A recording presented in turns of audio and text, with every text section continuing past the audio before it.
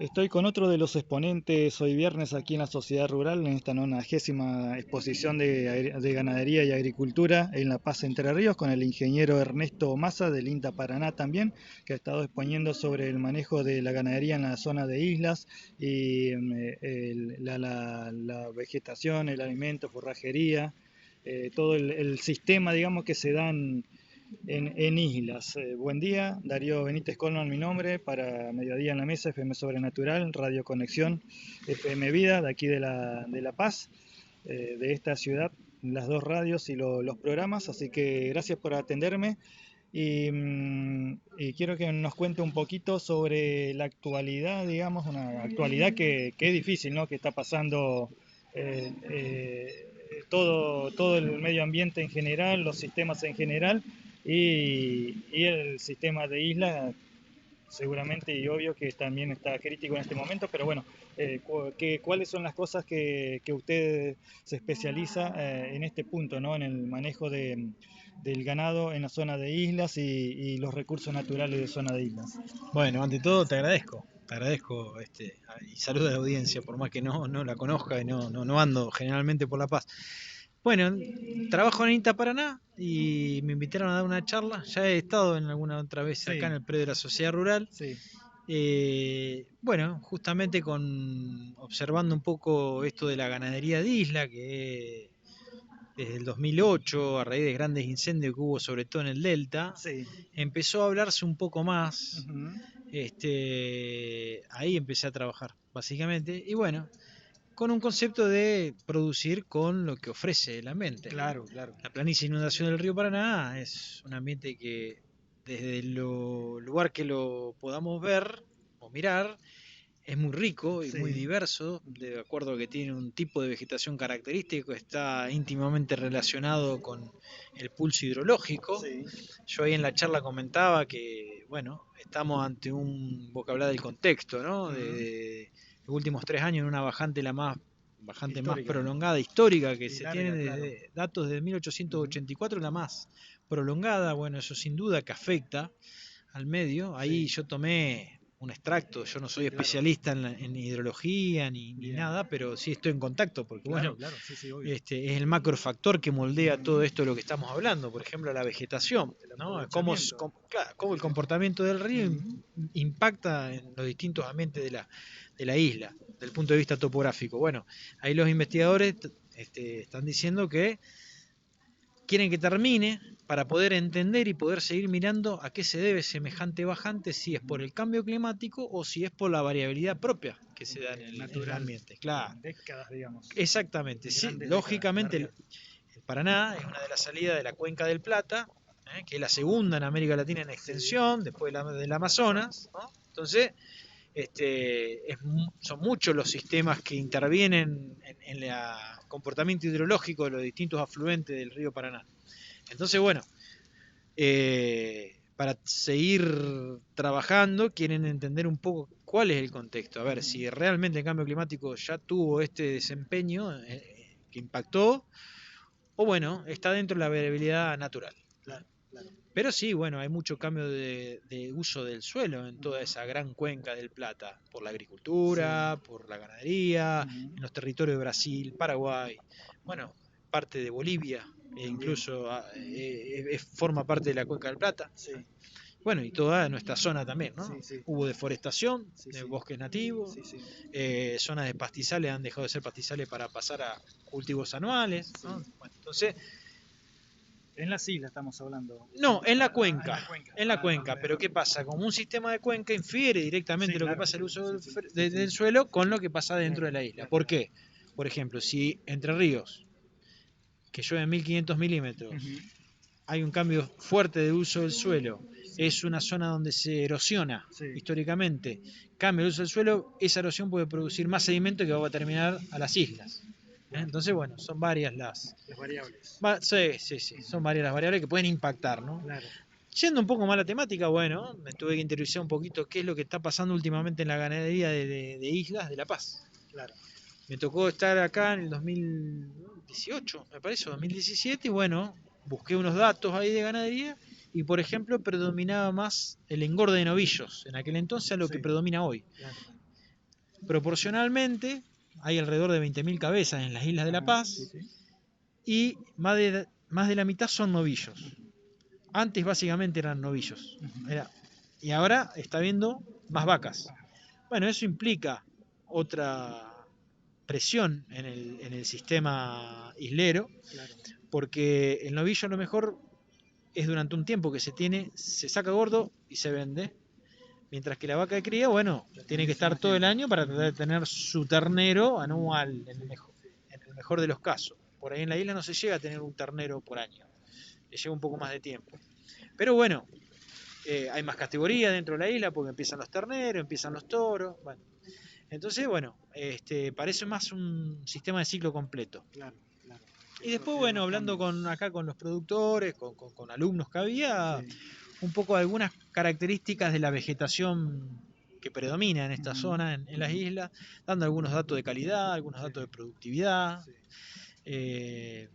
Bueno, en cuanto a la calidad o a lo que puede dar y generar la vegetación en las islas, ¿cuánta diferencia hay con lo que se puede sacar de las pasturas acá en terreno normal, digamos, en campos normales? Pasa que son recursos muy distintos. Ajá. Yo básicamente estoy trabajando en vegetación natural de isla, porque también yo trabajo más en el delta. A veces me consultan de sacar lo existente para tratar de sembrar. Entonces yo la verdad en eso ni lo defiendo ni promuevo.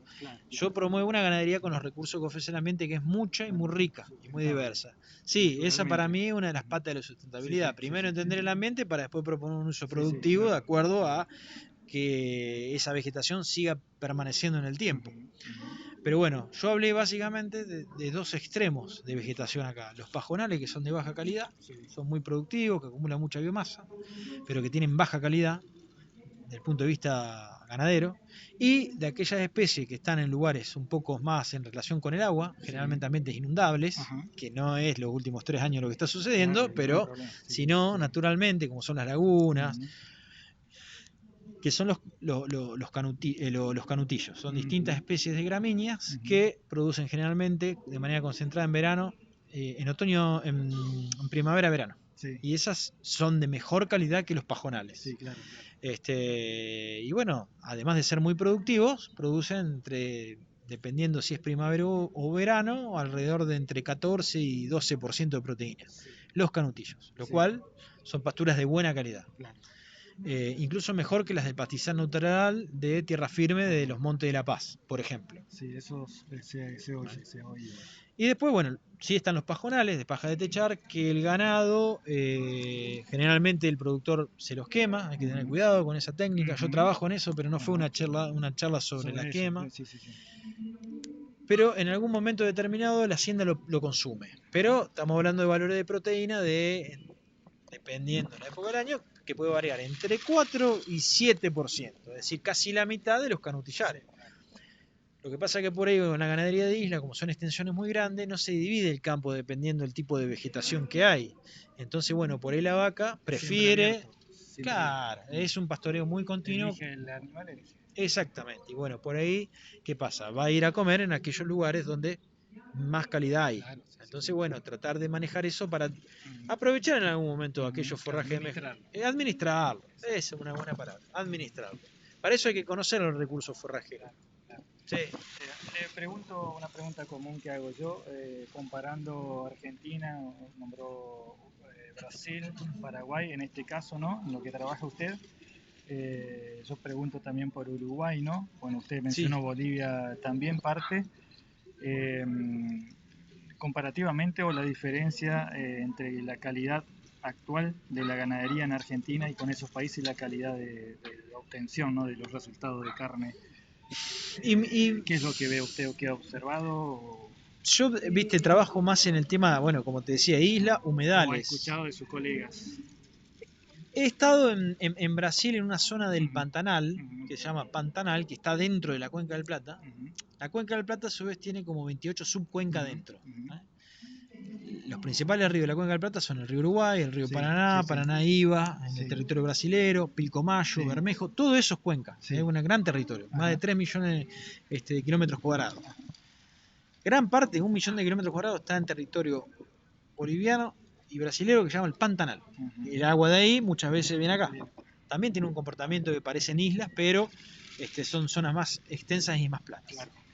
Ahí la ganadería también predomina mucho la cría, son pastizales de baja calidad, tal vez de menor calidad que los que hay de esos canutillos que yo le decía, y los niveles de producción son relativamente sencillos, grandes extensiones, pastoreos muy extensivos, estamos hablando de 40 a 50 kilos de carne por año, no son la zona de Brasil donde más se produzca, como acá las islas no son los lugares donde más se produce. Sí se puede mejorar un poco en ambos lugares, yo hablando un poco más que lo que conozco, acá las islas del Paraná, haciendo un manejo administrado, como vos dijiste, esa palabra está bien, se puede mejorar un poco los valores de producción.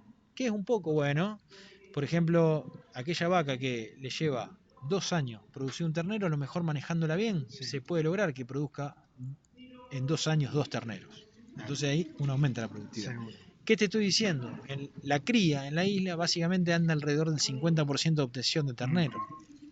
Es decir, 2 vacas por un ternero. Tendría que ser por lo menos de mejorar, llegar al 70% la cría. Porque se puede, he estado en unos campos al sur de Gualeguay donde tienen 90% de preñez, por ejemplo. O sea, de 100 bien madres, vacas, llegan a tener 90, 92 terneros. Entonces son índices altos. Acá en el mejor de los casos estamos en el 50, en general, 50, 55%. Es decir, de 100 vacas, 55 terneros. Entonces vos fíjate la diferencia que hay. Con la vegetación natural de las islas, manejándola, administrándola, ¿qué es administrar? Ver cuántas cabezas poner, en qué momento comer la vegetación, entender qué tipo de vegetación hay. En mi isla predomina pajonales, predomina canutillares, prever el riesgo, a ver si una isla baja, cada cuánto se inunda, o sea, la recurrencia del río. Bueno, tratar de mejorar un poco esos índices si se pueden, por el tipo de ambiente que es, ¿no? Sí.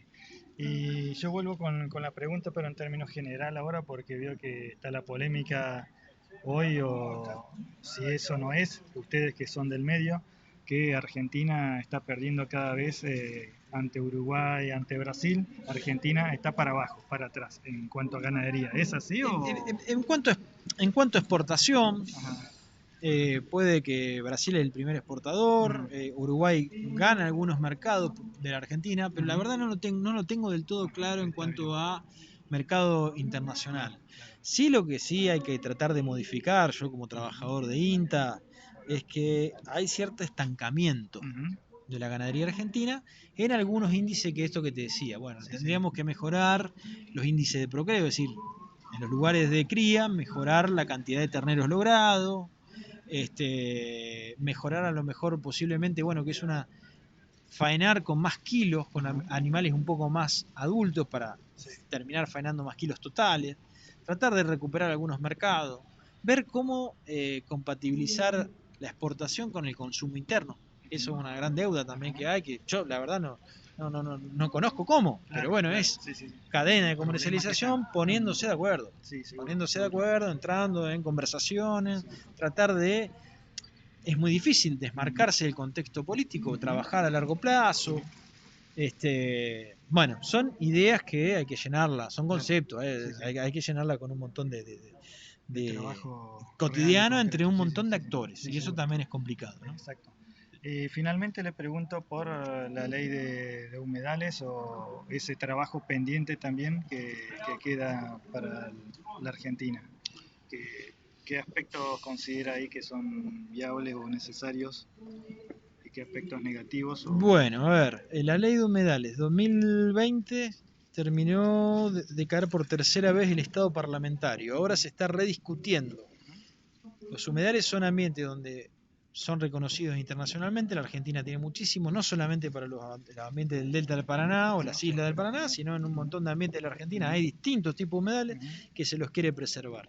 En un Estado de Derecho las leyes son bienvenidas porque dan entidad a determinados territorios que en el mundo vienen siendo castigados, perdidos, suprimidos. Son ambientes donde, además de producir, generan un montón de bienestar a la comunidad en general, porque retienen y acumulan dióxido de carbono, purifican el agua, permiten que las inundaciones en los territorios lindantes no sean tan graves, nos proveen de agua potable. En el caso de la Argentina, gran parte del complejo portuario de exportación de riqueza salen de los humedales del río Paraná, dan todo un tipo de vegetación, un tipo de biodiversidad propia de esos ambientes, pájaros, peces, es muy importante la pesquería, dan en el caso del delta de Paraná arena, o sea, es una provincia minera también por la arena. Entonces, bueno, son ambientes que de alguna manera hay que preservarlos. Se necesita una ley, la ley que permite que haya autoridad de aplicación. La autoridad de aplicación implica que tiene que haber fondos para poder controlar. Muchas veces se denuncia que el Estado no está controlando o que no está haciendo uso adecuado de los humedales o que le es imposible poder delinear política productiva para los humedales. Entonces, bueno, para ese tipo de cosas hay que tener alguna herramienta. Puede ser una herramienta. Ahora, que haya solamente una ley con espíritu muerto y no control y no aplicación, tampoco va a sellar el valle. En todo caso, será la generación de ley consensuada, teniendo en cuenta los distintos actores de la sociedad civil, también la producción, ponerse de acuerdo a ver qué se quiere, estar de acuerdo en que esté la herramienta y que sea practicable. Después el Estado tiene que, de alguna manera, ver cómo efectiviza el control en el territorio, que es un territorio difícil de controlar. Hay muchos intereses en cuanto a los humedales. Muchísimas gracias, ingeniero Ernesto, por estos minutos y por sus explicaciones. Le agradezco a ustedes, acá mi saludo a la audiencia nuevamente. Muy amable por el espacio. Gracias.